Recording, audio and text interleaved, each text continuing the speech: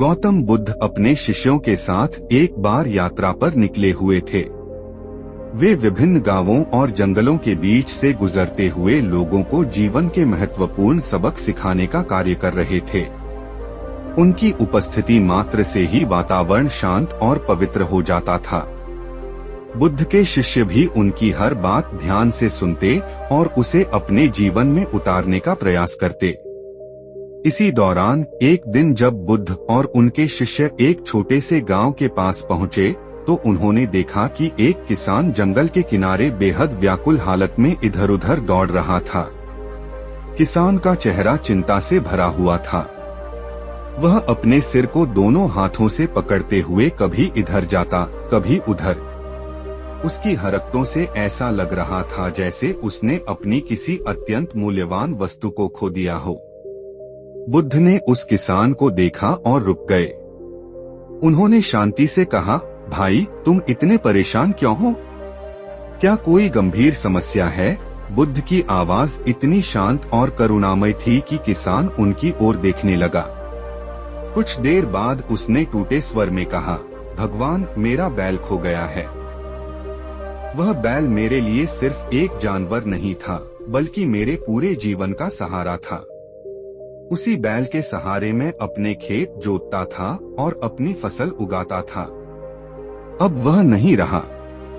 सुबह से मैं उसे हर जगह खोज रहा हूँ, लेकिन उसका कोई पता नहीं चल रहा। मुझे समझ नहीं आ रहा कि अब मैं क्या करूँ। बुद्ध ने उसकी बात बड़े ध्यान से सुनी। उनके चेहरे पर करुणा का भाव और गहरा हो गया। उन्होंने पूछा, तो क्या तुम्हारा दुख इसलिए है क्योंकि बैल खो गया, या इसलिए है क्योंकि तुमने उसे अपना मान लिया था? किसान यह सवाल सुनकर थोड़ा हैरान हुआ। उसने बुद्ध की ओर देखा और कहा, भगवान, यह तो मेरा बैल था। अगर वह मेरा न होता तो मुझे कोई दुख नहीं होता, लेकिन वह तो मेरे जीवन का हिस्सा था, इसलिए उसका खो जाना मेरे लिए असहनीय है। बुद्ध मुस्कुराए और बोले, यही बात है। तुम्हारा दुख इसलिए नहीं है कि बैल चला गया, बल्कि इसलिए है कि तुमने उसे अपने जीवन का एक अभिन्न हिस्सा मान लिया। जब तक तुम किसी चीज को अपना मानते रहोगे, उसका खोना तुम्हारे लिए दुखद होगा। यह संसार अस्थायी है। यहाँ हर वस्तु, हर रिश्ता, हर घटना बदलती रहती है। लेकिन जब तुम इन चीजों को अपनी ममता से बांध लेते हो, तब उनका छूटना या खो जाना तुम्हारे मन को व्यथित कर देता है। किसान बुद्ध की बात को बहुत ध्यान से सुन रहा था। बुद्ध के शब्द उसके दिल में गहराई तक उतर रहे थे।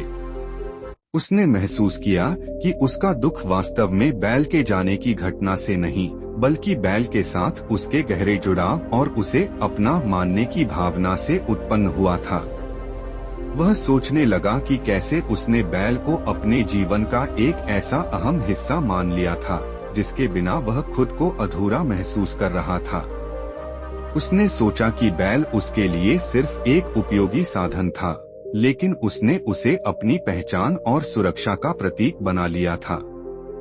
यही सोच उसके दुख का असली कारण थी। किसान ने कुछ देर तक चुपचाप विचार किया। उसे लग रहा था कि बुद्ध का संदेश उसके जीवन के हर पहलू पर लागू हो सकता है। उसने खुद से सवाल किया कि क्या यही ममता और स्वामित्व का भाव उसकी अन्य चिंताओं और दुखों का भी कारण है। वह अब और गहराई से समझना चाहता था कि बुद्ध का संदेश उसकी रोजमर्रा की जिंदगी में कैसे काम आ सकता है। थोड़ी देर बाद किसान ने बुद्ध की ओर देखा। उसकी आवाज में जिज्ञासा और उलझन का मिश्रण था। उसने पूछा, भगवान, आपकी बातों से मुझे यह तो समझ आ रहा है कि ममता और स्वामित्व से दुख पैदा होता है, लेकिन क्या इसका मतलब यह है कि मुझे अपने बैल, अपने परिवार या अपनी चीजों से कोई लगाव नहीं रखना चाहिए?